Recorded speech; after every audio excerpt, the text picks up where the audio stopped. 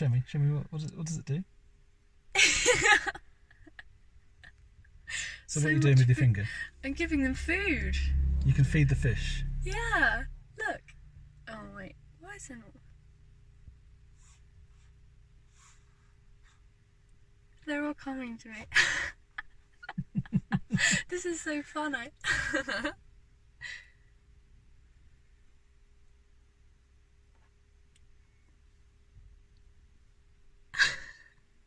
Is there more ones? I love it. Okay, that's my test drive complete, so I'm just taking the car back to the dealership. So let's try and summarise. What do I think of this Honda E? Well, it's not a good car for going a long trip, long journey, and that the range isn't very good, the efficiency isn't very good, and I think it'd be comfortable enough for a long journey, but you can't really take a lot with you. So camping trips, I think they're out, and taking lots of suitcases and the family, that's sort of out. So long trips, no, it's no good at those. City trips, well, as you saw in my efficiency test, it's not very good at efficiency either for around the city, so that's not very good either. It's a bit of a chocolate teapot, this car. It looks lovely, but it doesn't really work. It doesn't do long distance, it doesn't do short city distance. It's comfy seats, I can vouch for that. They are comfy seats, you're right. And cool interior. It's cool. That's what it does. If you're looking for something quite different. Different, I think it's the one for you. Yeah, I think so too. But as an EV goes, it's This is interesting. Yeah, the power flow is. Yeah. I think it's a bit of a shocking EV, to be honest. It doesn't do it very well. The jerkiness at really slow speeds doesn't encourage me for the parking side of things, even though the turning circle, which is its party piece, is really good. There's too much tech, too much information there. Really? So the tech gatherers, the people that really like the technology and like me, like being able to swipe things around and move things around. For example, Charlotte, one of the things I can do is I could go to navigation and put navigation over there, and then I could send it over to your screen. Whoa. And then I could change my screen to trip computer. No, I like it. I don't know what you mean. I think it's really cool, all the technology. I like the big screen actually, because it is so, I guess But I now can't see the sat nav. Oh, so I need to switch it back to you. Yes. That's cool. It is cool. The thing I would say that I really like is that actually, even though it looks a bit weird from the outside, the cameras for the wing mirrors in the actual car, so it's a camera, I think that's really cool. They are. They work quite well. The only thing that I don't like about the internal cameras, Charlotte, is when I put my hand here, it blocks out half the mirror. Oh yeah, that's annoying. Yours is fine. Also, a lot of legroom for my thing.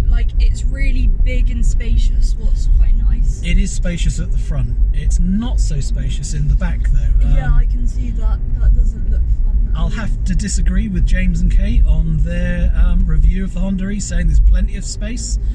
In my seating position, I'm only 5'10", but I have it quite leaned back quite a lot. There's not a lot of space. I couldn't actually sit in there without my knees touching the chair.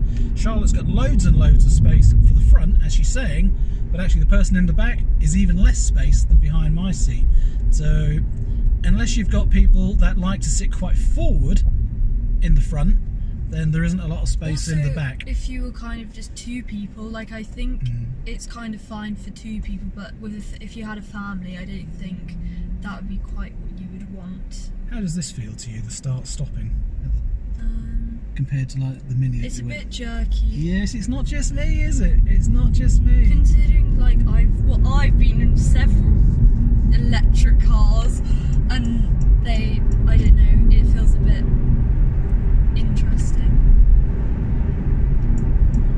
It does look, but it looks so weird from the outside, I think. People look and point all the time. Yeah, it does look weird.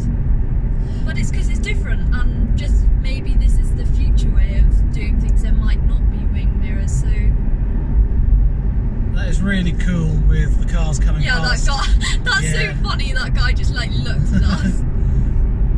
Yeah, I've got to say, these mirrors with traffic coming past you on the outside, they're much better than a normal mirror. So for judging your distance on the inside, it took me a little bit of getting used to, but for traffic passing you, then this mirror is actually quite good. Yeah. Going back to the back seats though, one of the things I noticed as well is getting in and out of the back seats. There are scrapes already.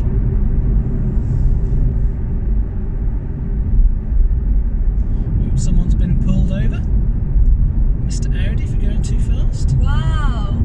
So that's so funny. Sorry, I always find that interesting. So he was pretending you didn't know he was a policeman. No, not in the Audi. The Audi wasn't the policeman. Yeah, I know the other but guy. The other car the was, Volvo one. Yeah, and he was having a look. That's so good. Why don't they do that more? Just not have police cars and have pretend ones. They do. They have plainclothes police or unmarked cars on this road all the time. Yeah, that's just so. Because when you see policemen, you obviously. Good job we weren't speeding, isn't it? I know. Well, you never speed anyway. You're boring. Mummy's the one who I goes do speed. fast. I so speed. Look, I'm doing more than 40. I know. That's enough for you. You're really rocking the boat. This is going to have to go on the video. So I was trying to say before Charlotte interrupted me, the rear seats, what I noticed in the back seats is there are some scuffs on this one already, on the plastic trim and the door trim as you get out. And as I realised trying to get in and out,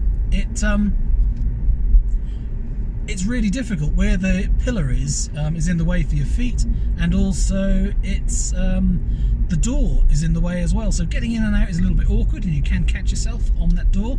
So the rear seats for passengers, it's not very good at that either. I know I'm sort of sounding like I really don't like this car, but I would describe it the other way around. The more I've driven it, the more that sort of stuttery starty stuff is bugging me, and I'm not falling in love with the car. I'm losing all of the enthusiasm I had for its quirkiness to start with, and the longer I'm in the car, the more I know there's no way I'd buy this car, because it's not really good at anything I want to do. But that's your kind of opinion. For some people, they might love it. Like, I think it's quite cool. Exactly. Charlotte's hit the nail on the head. For those people that are going to like it, they're going to love it. If you trust Nigel's opinion, he's the downer of everything and likes to point out the negatives. But there are some positives, I think. There's a lot of positive, but there's, again, also some negatives. I like the roof. There is a skylight, what's really cool. Sunroof. And also from the top of the car, you don't actually see the sunroof, like it's all black out and you can't see it. Well, I think it's also very cool true. again. It's also very good for landing drones on, because it's nice and flat.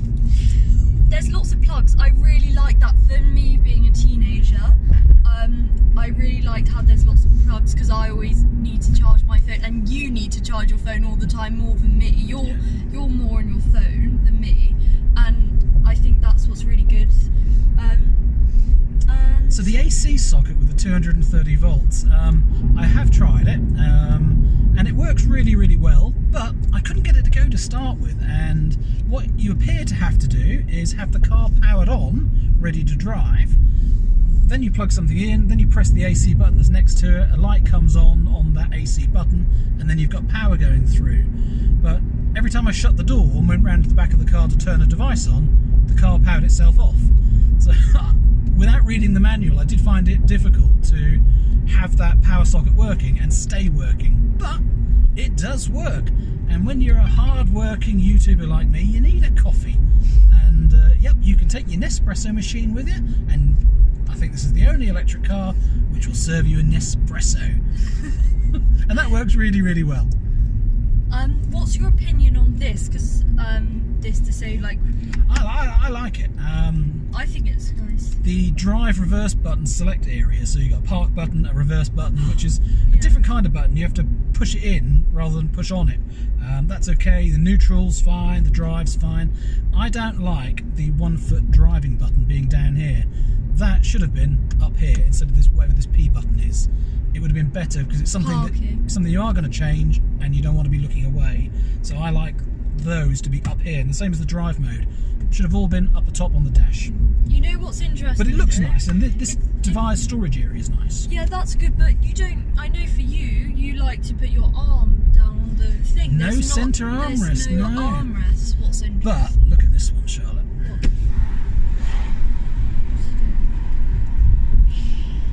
Just the right height.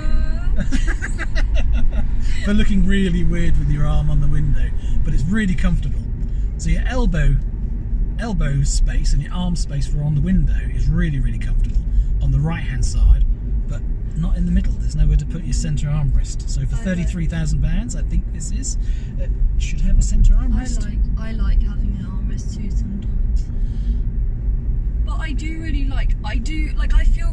I feel more comfortable in this than I do the Kona, I would actually say, because of the leg room and it just I don't know, just the seats do feel really comfortable. Like I as a passenger, I think it's really I-Pace alert.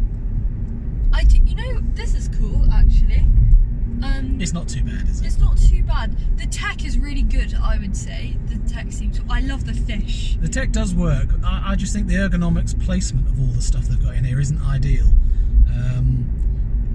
It is I've said previously in the video, Charlotte, I think these radio buttons should have been here on the front. Yeah. So this round button shouldn't be twisting on the top. It should have been twisting on the side here. Yeah. On the front. I think that would have... And then all of this could have been nice and flat and smooth. Yeah, agree. So, test nearly complete. Let's give you an update on the miles. It still says we've got 75 miles of range left, which is pretty good, isn't it? Since we started out with 88, we've driven... Let's see if we can find the trip computers. It tells you your elevation. Trip computers, trip A. We've done 17.8 miles on one, and 8.4 on another, and 15.6 on another. So 20, 32, 40, 42 miles we've done so far. And 76 left, but yeah, that's some really economical driving in there as well, so that's part of this estimation. But let's call that 42 miles plus 76, 118 miles. So at best this car's not going to do much more than 120 miles from what I can see, and my average so far, since I reset it for my economical run, the average so far is 3.4. And the average for everything is 4.1 miles per kilowatt hour, which is not great. It's really not great. But I think if you're looking for something quirky, I think it's cool. Oh, that's sad. I thought it was cooler than... Yeah. That's disappointing.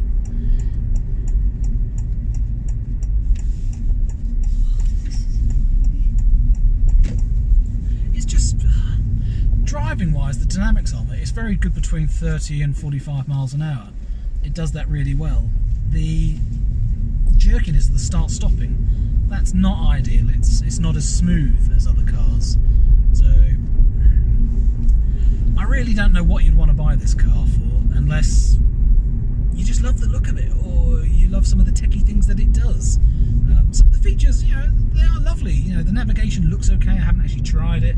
The top-down angle on reversing, that's really nice. I like that. The electric mirrors, the digital mirrors, they're okay, apart from the driver's one.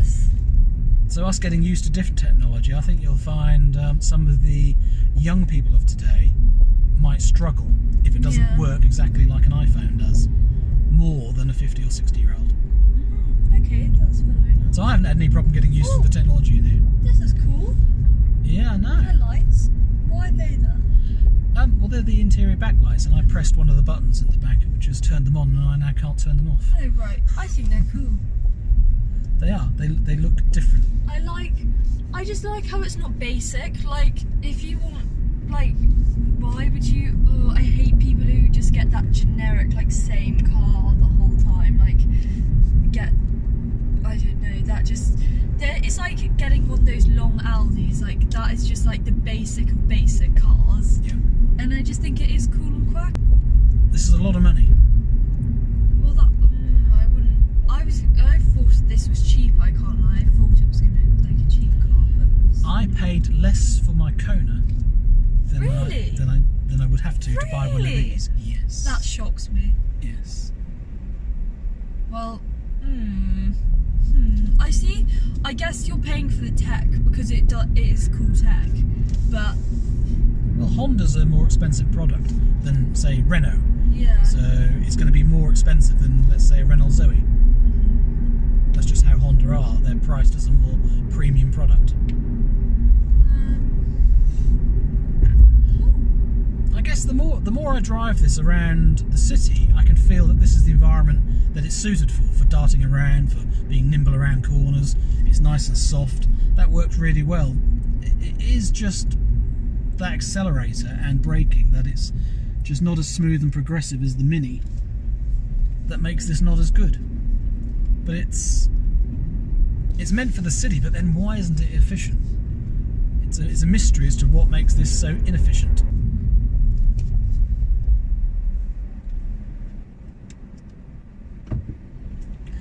So anyway, thank you. Sorry. So anyway, thank you very much for watching, everyone. Hope you enjoyed this video. So from me and Charlotte, take care and see you again soon. Bye bye.